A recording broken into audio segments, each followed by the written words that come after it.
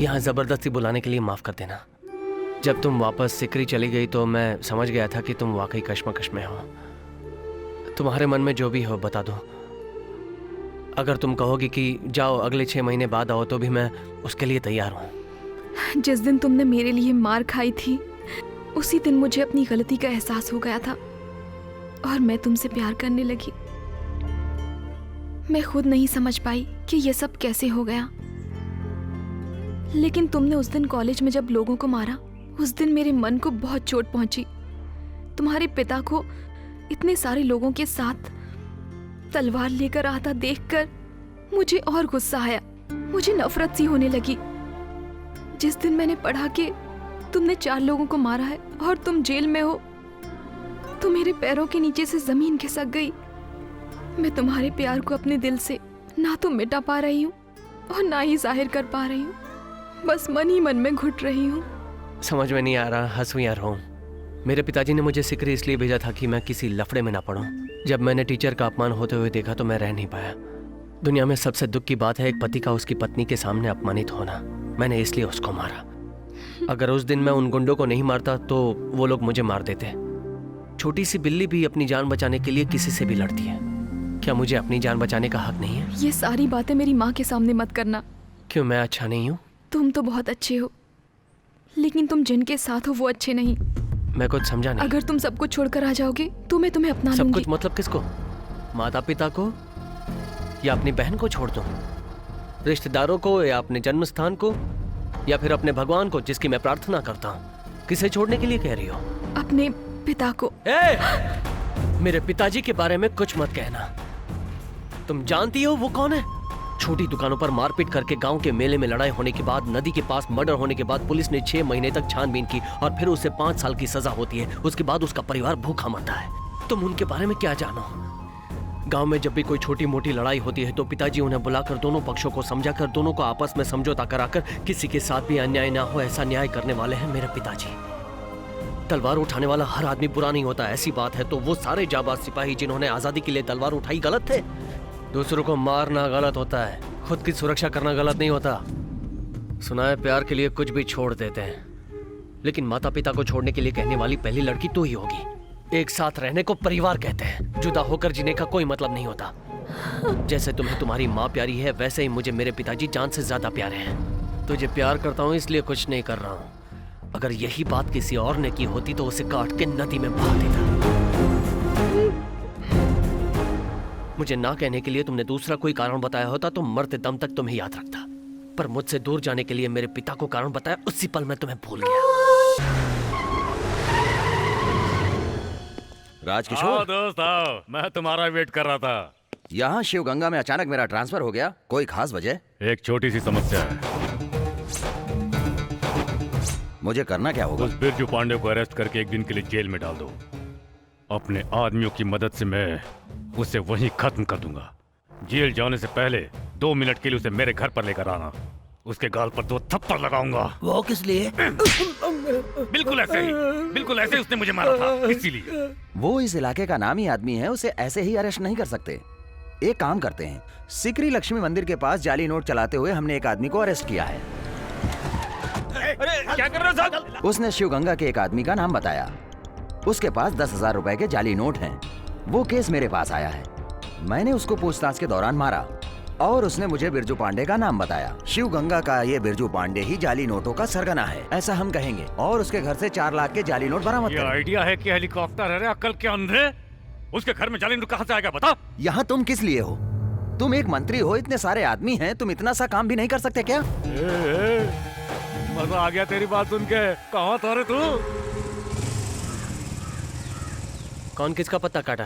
पता नहीं श्रवण। ठीक है अभी आता हूँ। बोलिए सर। आपके घर शिवगंगा से डीएसपी के नेतृत्व में सर्च वारंट के साथ एक टीम आ रही है। इसकी वजह क्या है मुझे कुछ भी पता नहीं है। ये राजकिशोर का ही काम होगा, अपने पद का दुरुपयोग कर रहा है। ये अपने आप नहीं टूटा, तोड़ा गया है। हाँ श्रवण, श्रवण वहाँ देखो। चलो ऊपर चल के देखते हैं। कल रात को हमारे घर जरूर कोई आया था। कुछ लेकर तो नहीं गया है, मतलब कुछ रख कर गया है। सब जगह ढूंढने में आधा एक घंटा लगेगा, इतने में पुलिस आ जाएगी। आप एक काम कीजिए, घर बंद करके राइस मिल चले जाइए, आधे घंटे बाद आइएगा। ठीक है बेटा। देखना पूरा देख। इधर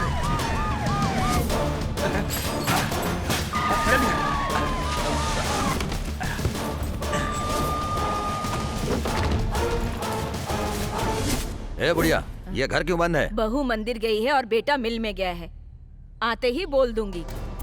जरा तकिए में देख, नीचे उतर। अरे इसमें तो कुछ भी नहीं नीचे है। उतारना। देखता हूँ। क्या बात है, इतने लोग क्यों आए? अरे तकिए में देख, अंदर क्या है? हाँ हाँ, अरे इसमें कुछ है। मेरे घर में नकली नोट? ये किसने कहा आपसे? आपको बताने की जरूरत नहीं है, मेरे पास सर्च वारंट है। ये तो नकली नोट है। आइए सर, देखिए। देखो तुम लोग जाओ, जी सर। उधर देखो, उधर देखो। यहाँ भी देख लीजिए, हाँ। देखिए। तकियों को आप ऐसे देख रहे हैं जैसे आपको किसी ने बताया हो कुछ। ए, ए, कुछ मिला क्या? कुछ नहीं मिला। अरे इतने लोग अंदर कैसे आ गए? क्या हुआ? पूरा घर छान मारा, कुछ भी नहीं मिला। तो फिर उसे अरेस्ट करो ना। बिना कारण के अरेस्ट नहीं कर सकते। अरे तो कोई भी वजह बताकर उसे अरेस्ट करो। उसे थप्पड़ मारने के लिए मेरे हाथ तड़प रहे हैं। हाँ तो मिस्टर बिरजू पांडे, मेरे साथ पुलिस स्टेशन तक चलेंगे? किस लिए? आपके घर सर्च करने आया था, कुछ भी नहीं मिला ये लिखकर देने के गुड लिए। Morning DSP sir. कोई नया कानून आया क्या, सबको बेवजह पुलिस स्टेशन आना होगा? क्यों आना होगा? थोड़ा बहुत कानून मैं भी जानता हूँ। आपको माफीनामा लिखकर देना चाहिए कि आपको खोज के दौरान कुछ भी नहीं मिला, और यही कानून है। इन्हें अरेस्ट किए बिना मैं यहाँ से नहीं जाऊंगा। इम्पॉसिबल है सर, इन्हें अरेस्ट करके आप यहाँ से बाहर नहीं जा पाएंगे। अरेस्ट करना है, अरेस्ट करना है। कितनों को अरेस्ट करेंगे? सर। क्या किसी ने बोलकर भेजा है क्या? सब लोग वीडियो बना रहे हैं। ए, बंद करो, बंद करो। इतना ही नहीं है, जरा वहाँ पीछे देखिए। इसमें क्या है पता है? जब से आप आए, बात की, अंदर गए, बाहर आए, आकर कहा कुछ भी नहीं है, फिर भी जबरदस्ती मेरे पिताजी को अरेस्ट करना चाहते हैं। ये सारी बातें इसमें रिकॉर्ड हो गई हैं। मैं आपका ये वीडियो सीएम साहब को फॉरवर्ड कर दूंगा, और बदले में आपको मैसेज आएगा, आपकी नौकरी चली गई। गले में कुछ अटक गया? आपका फोन बज रहा है। काम हो गया क्या? सारे गांव वाले यहाँ जुट गए हैं और सब लोग यहाँ वीडियो बना रहे हैं। मैं कुछ नहीं कर सकता। फिर मोबाइल संभल के जाइएगा डीएसपी साहब। हमारे गांव वालों का प्यार करने का तरीका पसंद आया कि नहीं?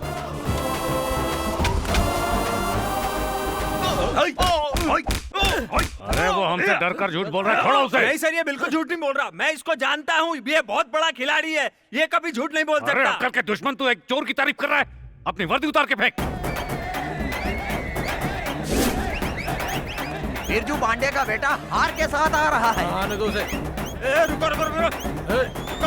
मंत्री जी को माला पहनानी है। वो इस समय बहुत बिजी हैं, वो हर किसी से नहीं मिल चुप सकते। रहो, वहाँ तो खड़े।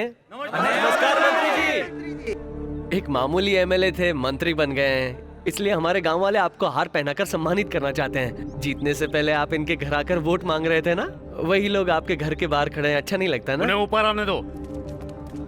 पिस्तौल भरी हुई है ना? हाँ हाँ भरी। हाँ। वो जो कुछ भी करेंगे मैं उसका वीडियो बना लूंगा। चलो।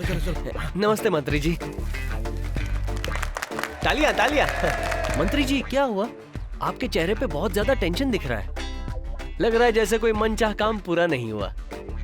मंत्री जी को पूरे राज्य के लोगों की टेंशन रहती है ना।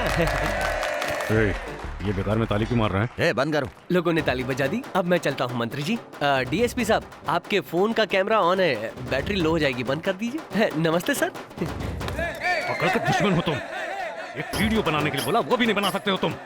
उन्होंने पता लगा लिया कि तुम वीडियो बना रहे हो। अरे और एक ऐसा नहीं नौकरी है। में भर्ती होने पर ऐसे ही होता। तू मालिक आपके लिए फोन। क्या सोच रहा है? तेरे फोन पे ना करके दूसरे के फोन पे क्यों कर रहा हूँ? ए, अगर तेरे फोन पे बात करूंगा तो तू रिकॉर्ड कर लेगा और मुझे फंसा देगा। मेरे पिताजी भी आज तक घर के अंदर चप्पल पहनकर नहीं आए, और तूने पुलिस वालों को जूते के साथ पूजा के कमरे तक भेज दिया। अब क्या करेगा तू? मेरे घर में जो तूने 4 लाख भेजे थे ना, कड़क कड़क नोट, हिफाजत से तेरे घर में पहुंचा दिए हैं। तुम पूछ रहे थे ना लोग बेकार में ताले क्यों बजा रहे हैं? क्योंकि वो मुझे सिग्नल दे रहे थे कि पैसे रखवा दिए गए। तूने मेरे घर पे राज्य की पुलिस भेजी, लेकिन मैं तेरे घर पे सीबीआई एंटी करप्शन ब्यूरो भेजूंगा। उनके सवालों से तेरी पैंट गीली हो जाएगी। बहुत बोल रहा है रे तू। वो लोग ऑफिस से तेरे घर पे आने के लिए निकल गए हैं। ढूंढ सकता है तो ढूंढ ले। एक और गया, घर में जाली नोट है, ढूंढो उसे।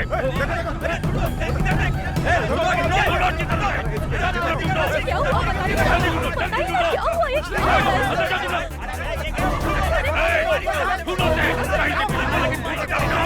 मालिक फोन। क्यों मंत्री, अब तक तो तेरा घर कबाड़े की तरह बन गया होगा, लेकिन छोटी सी गलती हो गई। जाली नोट तेरे घर में नहीं, घर के बाहर सफेद कार में रखे। अरे कार में जाकर ढूंढो उसे वहाँ पे। नीचे देखो, ऊपर देखो, सब जगह देखो, अंदर देखो, बाहर देखो। इधर क्या देख रहा है? गाड़ी को पलट दो, पलटो। ढूंढो इसके नीचे देखो। ढूंढो। लेकिन कब हो रहा है? बता पैसे कहाँ पर है? बताता हूँ रे, तुम्हारे जैसे कुछ लोग पत्नियों से छुपा कर जहाँ रखते हैं ना, वहीं पे रखें। हेलो, पत्नियों से चीजें कहाँ छुपा कर रखते हैं? डब्बे में। चुप भैया रखेल के तू पास। बता। भैया खेत में हाँ। भाई स्टेपनी में देखना चाहिए। स्टेपनी में देखो, जल्दी देखो। भागो।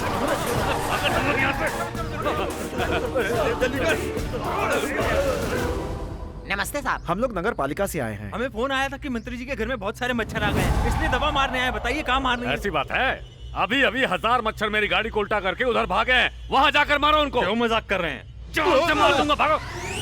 क्यों मंत्री, मैंने सीबीआई को या एंटी करप्शन ब्यूरो को फोन नहीं किया था, म्युनिसिपैलिटी वालों को किया था। मुझे लगता है उनकी दवा से बेकसूर मच्छरों को नहीं मारना चाहिए, तेरे जैसे पापी को पिलाकर मार डालना चाहिए।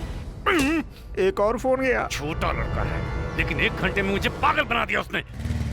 एक सुंदर लड़की जब खुद बात करने आई है तो कोई जरूरी काम नहीं हो सकता। तू जाके आराम से बात करना।